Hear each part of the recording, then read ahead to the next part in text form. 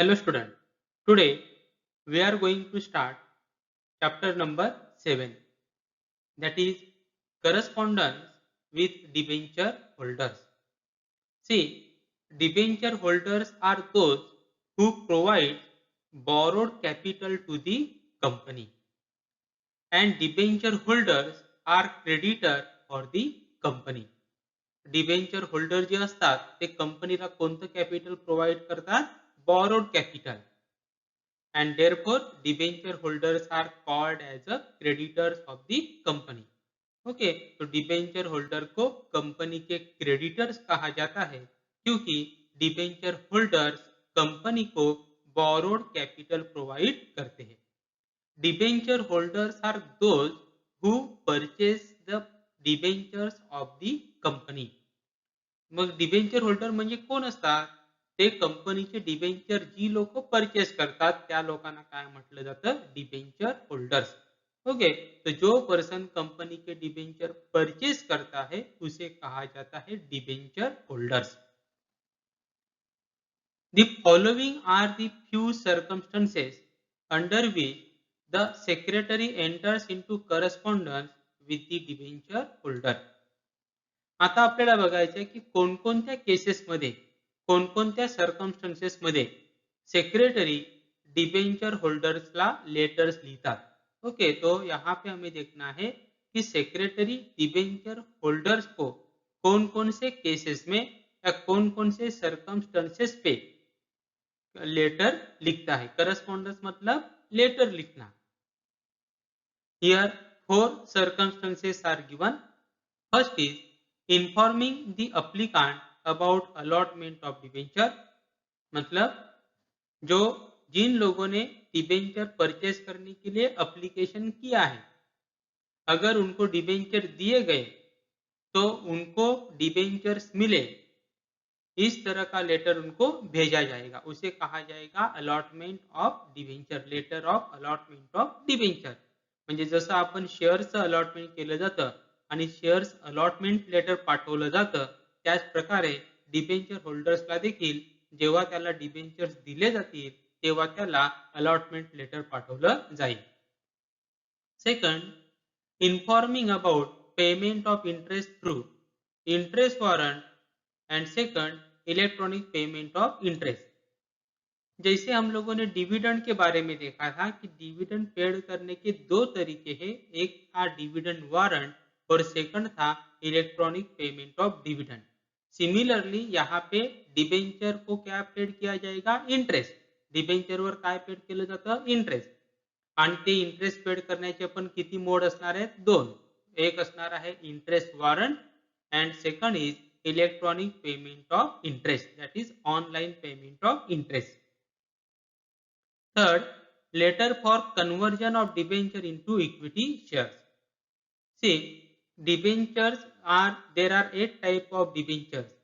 Some debentures are convertible debentures and some debentures are non-convertible debentures.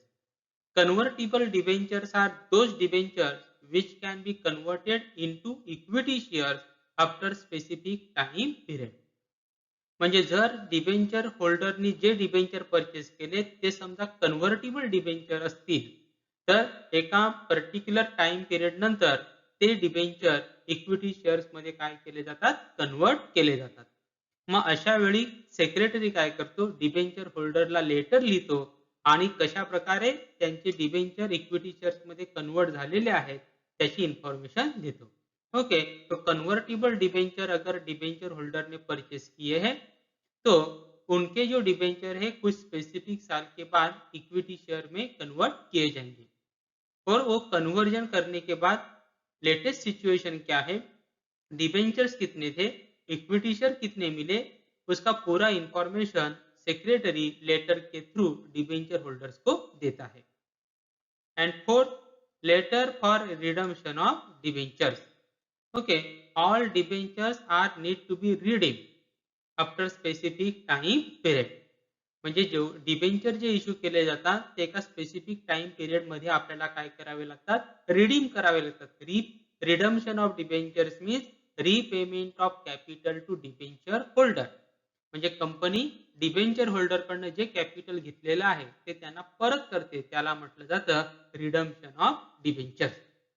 Okay, तो redemption of debentures अगर KIA जाता है तो किस तरह से रिडम्पशन किया जाएगा, कितना पैसा, कितना अमाउंट डिबेंचर होल्डर्स को मिलेगा, तो सारी जानकारी लेटर में दी जाती है. So secretary writes letter to debenture holder in case of these four circumstances. Letter number 1, letter to debenture holders regarding allotment of debentures. तो अभी हम देखेंगे कि जब डिबेंचर होल्डर को या अप्लीकांट को, जिन लोगों ने कंपनी में डिबेंचर परचेस करने के लिए अप्लीकेशन किया है, उसे कहा जाएगा अप्लीकांट. अगर उनको डिबेंचर्स दिए जाते हैं तब उस प्रोसेस को कहा जाता है अलॉटमेंट ऑफ डिबेंचर. तो अगर अप्लीकांट को डिबेंचर मिलते हैं तो कंपनी का सेक्रेटरी किस तरह से लेटर लिखेगा. Letter of allotment of debentures. When a company allots debenture to the applicant, letter of allotment of debenture is sent to the debenture holders. Okay, so when company allot debentures to the applicant, then secretary writes letter to that applicant, to that person regarding allotment of debentures. म्हणजे जेव्हा company ज्या अप्लिकांटनी डिबेंचरसाठी application केलेलं आहे, ज्या पर्सननी डिबेंचरसाठी application केलेलं आहे, त्याला म्हटलं जातं अप्लिकांट. आणि जेव्हा कंपनी त्या अप्लिकांटला डिबेंचर अलॉट करते त्याला म्हटलं जाईल अलॉटमेंट ऑफ डिबेंचर. म्हणजे डिबेंचर्स दिले. पण डिबेंचर्स दिल्यानंतर तुम्हाला किती डिबेंचर्स दिले, त्याचे सिरियल नंबर्स काय आहेत, त्याची इन्फॉर्मेशन देण्यासाठी सेक्रेटरी काय करतो, एक लेटर लिहितो आणि त्या लेटरला म्हटलं जातं letter of allotment of debentures. Okay, तो अगर मुझे डिबेंचर कंपनी के परचेस करने हैं तो मैं क्या करूंगा, कंपनी को पहले अप्लीकेशन करूंगा, जैसे शेयर्स के लिए किया जाता है वैसे. तो मैं हो गया कंपनी के लिए अप्लीकांट, और कंपनी बाद में मेरा अप्लीकेशन का स्क्रूटिनी करने के बाद कंपनी डिसाइड करेगी कि मुझे डिबेंचर्स देने हैं या नहीं देने. अगर मुझे डिबेंचर्स दिए जाते हैं तब उसे कहा जाएगा अलॉटमेंट ऑफ डिबेंचर. तो अगर मुझे डिबेंचर्स दिए गए लेकिन ये बात मुझे पता नहीं है तो मुझे ये बात कौन बताएगा, सेक्रेटरी, बाय राइटिंग लेटर. और उसी लेटर को कहा जाएगा letter of allotment of debenture. तो सेक्रेटरी मुझे लेटर लिखेगा और मुझे बताएगा कि आपको इतने इतने डिबेंचर्स क्या किए गए हैं, अलॉट किए गए हैं, आपको दिए गए हैं. तो इस तरह से सेक्रेटरी डिबेंचर होल्डर्स को या अप्लीकांट को लेटर लिखता है. This letter of allotment is to be preserve by the debenture holder as he gets debenture certificate in exchange of this letter. आणि आपण जे लेटर पाठवणार, जेही कोणतं आपण अलॉटमेंटचं लेटर पाठवणार, ते जे लेटर आहे ते सेक्रेटरीला काय करावं लागतं, प्रिझर्व करावं लागतं. प्रिझर्व करणे म्हणजे सांभाळून ठेवणे. ते सांभाळून ठेवावं लागतं, कारण की काही काळानंतर ह्या लेटरच्या बदल्यामध्ये कंपनी त्याला काय देणार असते, डिबेंचर सर्टिफिकेट देणार असते. म्हणजे debenture certificate is issued by company to debenture holder in exchange of allotment letter. आलं लक्षात. मतलब आपको जो भी अलॉटमेंट लेटर, डिबेंचर होल्डर को जो भी अलॉटमेंट लेटर सेक्रेटरी भेजेगा, वो अलॉटमेंट लेटर डिबेंचर होल्डर को संभाल के रखना है. प्रिजर्व करना मतलब संभाल के रखना. क्यों संभाल के रखना है, क्योंकि उस अलॉटमेंट लेटर के बदले में, उसके एक्सचेंज में कंपनी आपको क्या देने वाली है, डिबेंचर सर्टिफिकेट देने वाली है. This letter contain the detail of issue of debenture, that is number of debenture applied, number of debenture allotted, distinctive number of debentures, amount received, type of debentures, rate of interest, maturity date, etc. आणि हे जे आपण letter पाठवणार allotment of डिबेंचरचं, त्या लेटरमध्ये all information regarding debentures is to be mention. म्हणजे डिबेंचरच्या बाबतीत सर्व इन्फॉर्मेशन मेन्शन केलेली असते. मीन्स तुम्ही किती डिबेंचरसाठी अप्लिकेशन केलं होतं आणि प्रत्यक्षात तुम्हाला डिबेंचर्स किती मिळाले, तुम्ही किती अमाऊंट पेड केली होती, तुम्हाला जे डिबेंचर्स मिळाले त्याचे डिस्टिंक्टिव्ह नंबर काय, similar like allotment of shares, त्याचे डिस्टिंक्टिव्ह नंबर काय आहे. Okay. And rate of interest, type of debentures, maturity date म्हणजे कोणत्या डेटला तुमचे डिबेंचर रिडीम होतील, कोणत्या डेटला तुमचे डिबेंचर रिडीम होतील, that is called as a maturity date. So all this information is to be given in that letter. और जो भी सेक्रेटरी अभी अलॉटमेंट का लेटर भेजने वाला है उस लेटर में पूरा जानकारी दिया जाएगा. मतलब कि आपने कितने डिबेंचर के लिए एप्लीकेशन किया था, कंपनी ने आपको कितने डिबेंचर एक्चुअल में दिए हैं, आपने कितना अमाउंट पेड किया है, आपको जो डिबेंचर मिले हैं उसका टाइप क्या है, उसके ऊपर कितना रेट ऑफ इंटरेस्ट मिलेगा, उसका मैच्योरिटी डेट क्या है. मैच्योरिटी डेट मतलब कि आपके डिबेंचर कौन से तारीख को रिडीम हो गए, मतलब आपका जो कैपिटल का पैसा है आपको कौन से तारीख को वापिस मिलेगा, उसे कहा जाएगा मैच्योरिटी डेट. डिस्टिंक्टिव नंबर मतलब हर एक डिबेंचर के ऊपर सीरियल नंबर रहेगा. डिस्टिंक्टिव नंबर कहाँ से कहाँ तक आपको डिबेंचर मिले हैं वो सारे डिटेल उस लेटर में मेन्शन किए जाते. ओके. तर आता बघूया आपण की सेक्रेटरी कशा प्रकारे लेटर ऑफ अलॉटमेंट डिबेंचर होल्डरला सेंड करेल. Now see the letter. Here you have to mention name of the company. Here address of register office of the company. Here you have to mention CIN number of the company.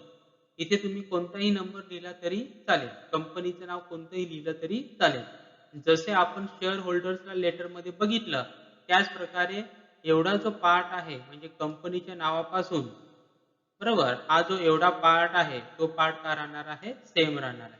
Okay. तो यहाँ पे आपको याद रखना है चाहे जो letter है वो डिबेंचर होल्डर को हो, चाहे वो शेयर होल्डर्स को हो, या चाहे वो डिपॉजिटर को हो, जो इतना पार्ट है जिसको मैंने सर्कल किया है उतना पार्ट क्या रहने वाला है, सिमिलर रहने वाला है, सेम रहने वाला है.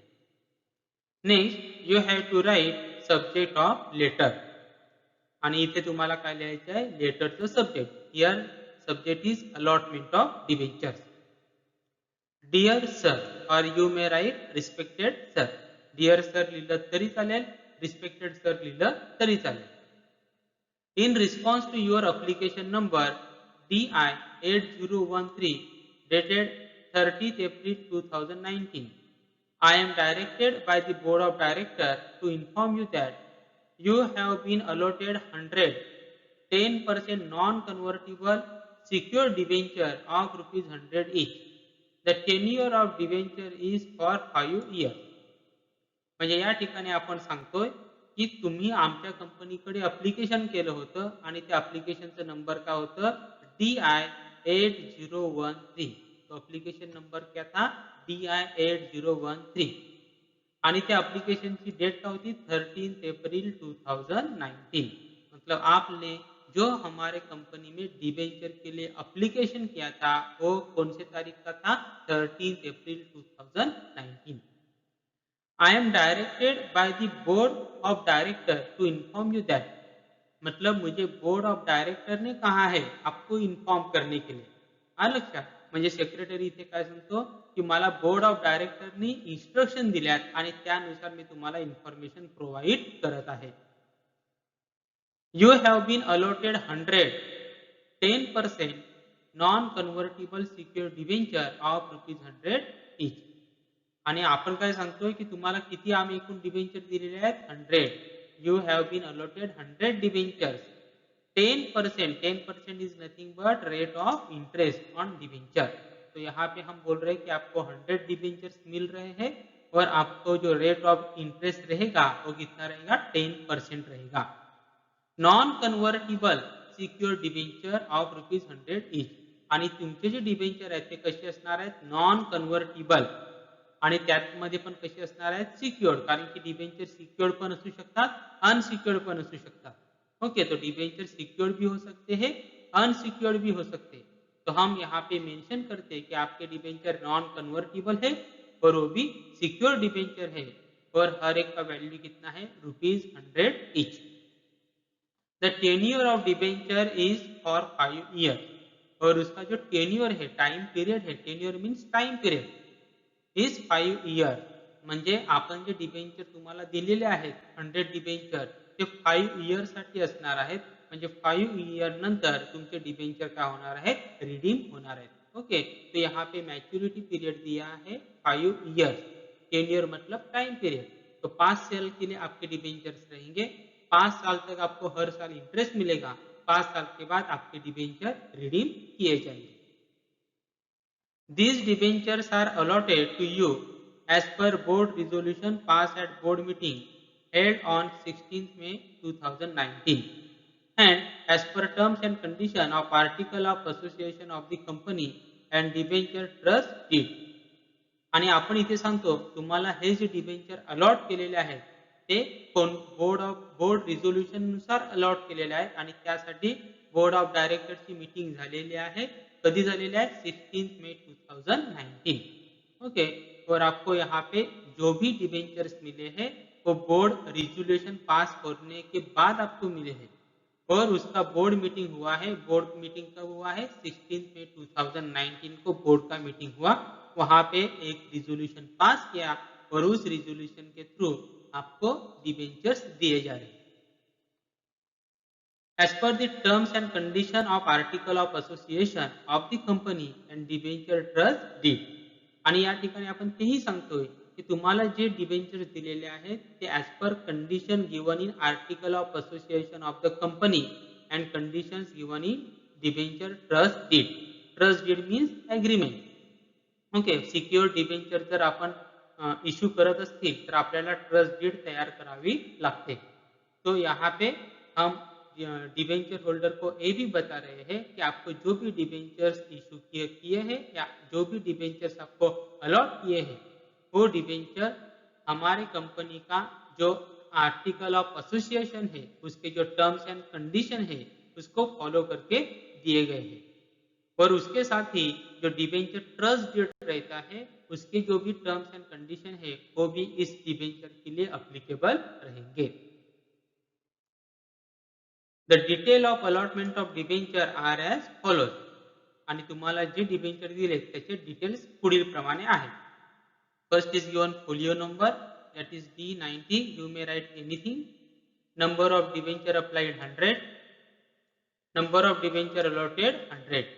तो यहाँ पे हम बता रहे हैं कि आपने 100 डिबेंचर के लिए एप्लीकेशन किया था और आपको डिबेंचर कितने दिए जा रहे हैं 100. मतलब 100 के लिए एप्लीकेशन किया, 100 के 100 आपको दिए जा रहे हैं. डिस्टिंक्टिव नंबर 301 to 400 आणि इथे डिस्टिंक्टिव नंबर काय दिलं 301 to 400. Total 100 debentures and amount received 10,000 because value of each debenture is 100. So number of debentures are 100. The debenture चे नंबर किती आहेत 100 आहेत की नाही. 100 डिबेंचर अलॉट किए हैं और हर एक डिबेंचर का वैल्यू कितना है 100. तो 100 into 100 अमाउंट इज 10,000. तो यहाँ पे आपका अमाउंट कितना आएगा 10,000. The debenture certificate is enclose here with. और ये जो लेटर है उसी लेटर के साथ डिबेंचर सर्टिफिकेट क्या किया है एनक्लोज किया है. एनक्लोज किया मतलब अटॅच किया है. हा लक्षात. म्हणजे जे एनक्लोज केलं म्हणजे काय केलेलं आहे अटॅच केलेलं आहे. Thanking you yours faithfully for Disha Industries Limited. Here sign mister Avinash Natu, company secretary. And here ENCL that is enclosure debenture certificate. इसका मतलब क्या होता है कि इस लेटर के साथ कौन सा डॉक्युमेंट अटॅच किया है, या लेटर बरोबर कोणतं डॉक्युमेंट अटॅच केलंय त्याला म्हटलं जातं enclosure. Enclosure means document attach with letter. म्हणजे आपण काय अटॅच केलेलं आहे डिबेंचर सर्टिफिकेट. ओके, सो इस तरह से कंपनी सेक्रेटरी डिबेंचर होल्डर को या अप्लीकांट को लेटर लिखता है और उस लेटर के थ्रू उसको बताता है कि उसको कितने डिबेंचर्स अलॉट किए गए.